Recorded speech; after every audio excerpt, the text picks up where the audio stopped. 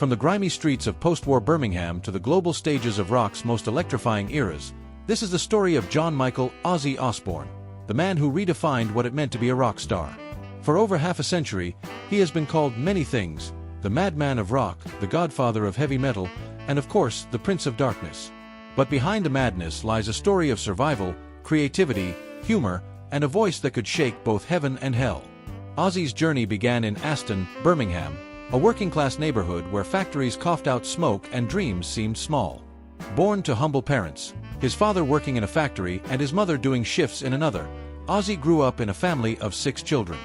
Life was hard, money was scarce, and the future seemed written in soot and steel. As Ozzy himself once said, "It was work, factory, die." That was the cycle. And I just couldn't accept that. But in this gray industrial landscape, one sound would change everything: the music of the Beatles. He remembers the moment vividly. One day, he tuned into the radio and heard "She Loves You." The sound hit him like lightning. "What the hell is this?" he recalled thinking. "I wanted to be a Beatle right there and then." The harmonies, the joy, the rebellion, it opened a doorway out of Aston's walls and into a world of possibility. That spark became a fire. Ozzy began dreaming of standing on stage, microphone in hand, not as a factory worker, but as a musician. In the late 1960s, Birmingham's music scene was raw and restless. Local bands rehearsed in smoky pubs and dim basements, and among them were 4 young men destined to make history: Ozzy Osbourne, Tony Iommi, Geezer Butler, and Bill Ward. At first, they called themselves Earth. Their sound was bluesy, experimental, until one day, inspiration struck from the strangest place: a horror movie poster. Across from their rehearsal room, a cinema was showing Black Sabbath. People lined up to pay for the thrill of being scared. Tony Iommi looked at the crowd and said, "Isn't it strange that people pay money to be frightened? Maybe we can make music that does the same thing." And from that moment, Black Sabbath was born, both the name and the sound. They began crafting songs that were darker, heavier, and unlike anything else. Rain, thunder, ominous riffs, and lyrics filled with shadows and mysticism. It wasn't the flower power, peace, and love of the hippie movement. It was something else entirely. Music for the working class, for the frustrated, for those living under the smoke of the factories. When an early reviewer called their sound a load of old heavy metal being smashed together, the band took it as an insult, but it stuck. They had, unknowingly, named a genre heavy metal. The debut album, Black Sabbath, dropped like a bomb in 1970. With its haunting riffs and Ozzy's chilling voice, it was a shock to the system. Fans were fascinated, critics were divided, and a new musical language had been born. Follow-ups like Paranoid and Master of Reality cemented their place as pioneers. Ozzy's voice, eerie yet emotional, became the soundtrack of rebellion. Songs like War Pigs, Iron Man, and Paranoid spoke to disillusioned youth who didn't see themselves reflected in the shiny pop music of the day. For Ozzy, it was both exhilarating and overwhelming. Fame came fast, and with it came chaos. The tours were wild, full of energy, excess, and the infamous sex, drugs, and rock and roll lifestyle. Ozzy once joked, "The rock paid for my sex and my drugs." But behind the laughter was a dangerous spiral. The more successful Black Sabbath became, the more unstable things grew.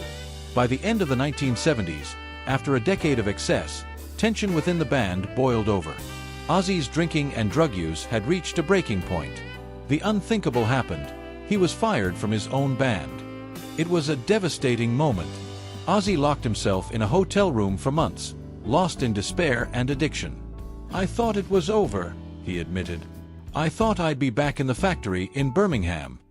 But fate had other plans, and her name was Sharon Arden.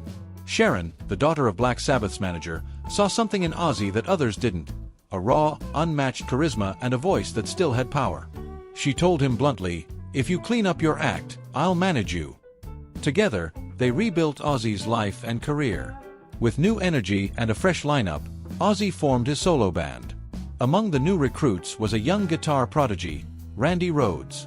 When Ozzy first met Randy, he was stunned. This little guy with blonde hair walked in, and when he started playing, I thought I must be hallucinating. I couldn't believe it. Randy's classical touch and melodic brilliance changed everything. Together, they recorded Blizzard of Oz, 1980. An album that didn't just mark Ozzy's comeback, it redefined heavy metal. Songs like Crazy Train and Mr. Crowley became anthems. The combination of Ozzy's haunting voice and Randy's technical magic was electric. But tragedy struck in 1982 when Randy Rhoads was killed in a plane crash. Ozzy was shattered. "I still think about him all the time," he later said. "He was like a brother." Yet, somehow, Ozzy kept going. The 1980s were a roller coaster. More hit albums, Diary of a Madman, Bark at the Moon, The Ultimate Sin, and more chaos. There were legendary controversies, infamous stunts, and more than a few outrageous stories. Yes, he really did bite the head off a bat on stage, though he swears he thought it was a fake prop. "Had I known it was real," he laughed, "I'd never have done it." But in a strange way, moments like that only added to his legend. Ozzy wasn't just a singer. He was a symbol of the unfiltered, unpredictable spirit of rock and roll. Through the decades, he became both feared and loved. To his fans, he was a survivor, the man who refused to die, no matter how many times life tried to take him down. By the 1990s, Ozzy's influence was undeniable. New generations of bands, from Metallica to Slipknot, all credited him as an inspiration. But Ozzy wasn't done breaking new ground. When alternative festivals like Lollapalooza refused to book him, Sharon and Ozzy created their own, Ozzfest. It was a masterstroke. Ozzfest became the ultimate stage for metal and hard rock bands. From legends like Slayer to newcomers like System of a Down, it became a proving ground where careers were made. Fans from all over the world came to scream, sweat, and celebrate under Ozzy's banner. As one fan said, Ozzfest wasn't just a festival. It was church. Then, in the 2000s, the world saw a new side of Ozzy. Cameras entered his home for The Osbournes, a reality show that became a cultural phenomenon. It was chaotic, hilarious, and surprisingly touching. Viewers saw not just the Prince of Darkness, but the father, the husband, and the confused man trying to figure out how to turn on the TV remote. "Jack, can you get this thing to work?" became a household line. The show humanized him. He wasn't just the wild man of metal anymore. He was the lovable, bewildered dad who happened to have a few tattoos and a few thousand wild stories. But behind the laughter, there were darker days.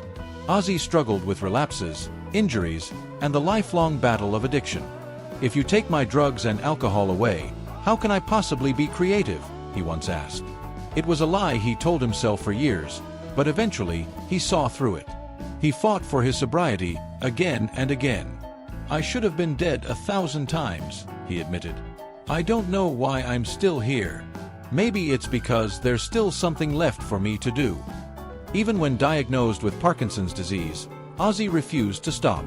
He continued recording, working with artists old and new, including Elton John, Post Malone, and Eric Clapton. His 2020 album Ordinary Man was a reflection of a lifetime of chaos, pain, and triumph, full of heart, humor, and honesty. His children, Kelly and Jack, supported him through every surgery, every setback. Kelly once said, "That was my dad again, happy, making music, doing what he loves." For Ozzy, that was the key. As long as he could sing, he was alive.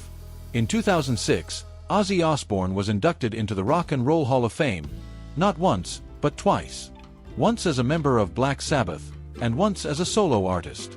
It was a rare and fitting recognition for a man who had lived 2 entire careers, both legendary. Standing on stage, his voice cracked with emotion as he thanked his fans. "Thank you from the bottom of my heart.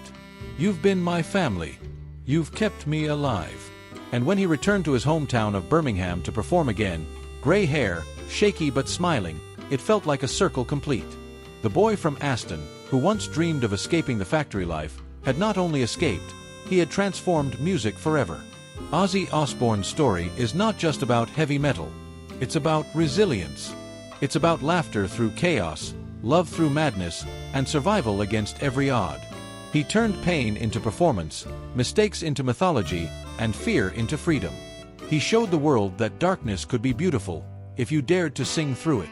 Even today, with health challenges and the weight of decades behind him, Ozzy remains defiant, funny, and thankful. "I'm not the same," he once sang. "Mama, I'm coming home." And that's exactly what he's done. Come home to himself, to his music, and to the millions who still raise their horns every time they hear that unmistakable voice.